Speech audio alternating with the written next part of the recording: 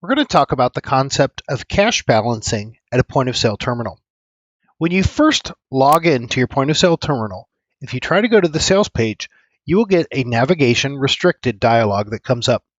Basically, it's telling you that until you enter cash on the terminal, you're not allowed to accept cash from the terminal.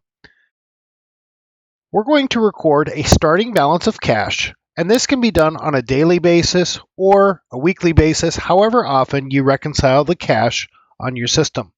Keep in mind that the system will keep an open date for the last time that you enter a starting transaction, and a closing date would be when you record the ending balance, and that would be considered your cash period that you're going to audit. Let's go ahead and record a starting balance on our terminal.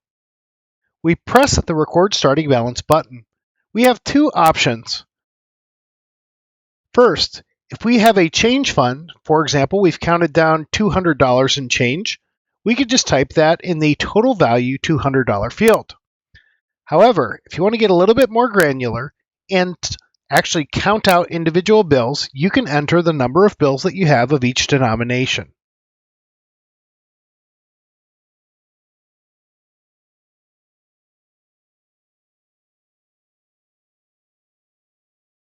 In this instance, we still have $200, but that's made up of 20 ones, 10 fives, 3 10s, and 5 20s.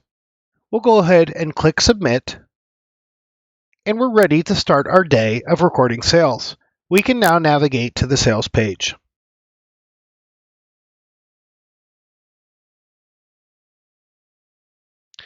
Throughout the course of the day, we may take large sales. For example, if we sell a gift card here,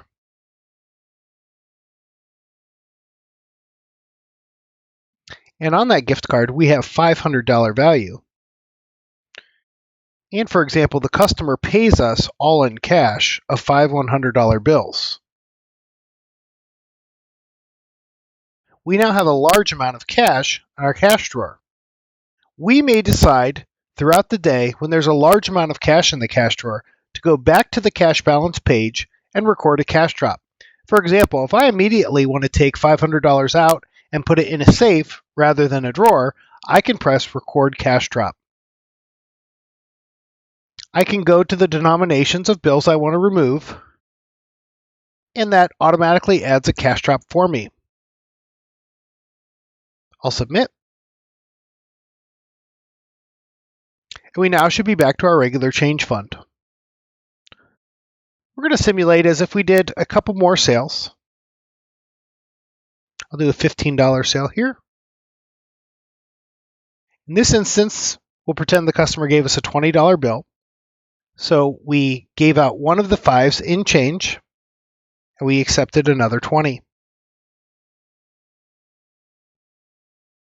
If this were the only other sale in the entire day, we can go to the cash balance page.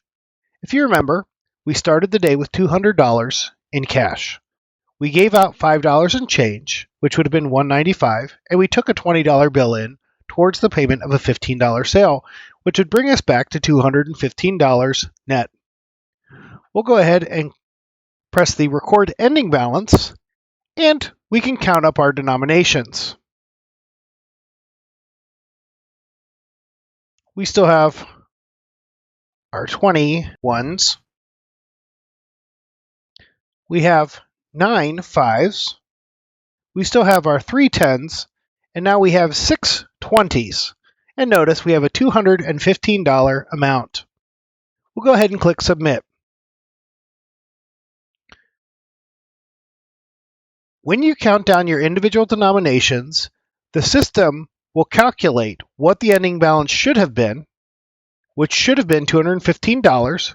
And in this case, since we deposited $215 at the end of the day, our drawer is exactly on. There's no positive or negative over or short adjustment, and our drawer is now reconciled. The amount that we thought we actually had when we closed the drawer down at the end of the day. So balancing your cash would be doing a physical count and typing in exactly what you have left. The system will automatically remove the starting balance. It'll see the sales that were done, which is the difference between the ending balance and the starting balance.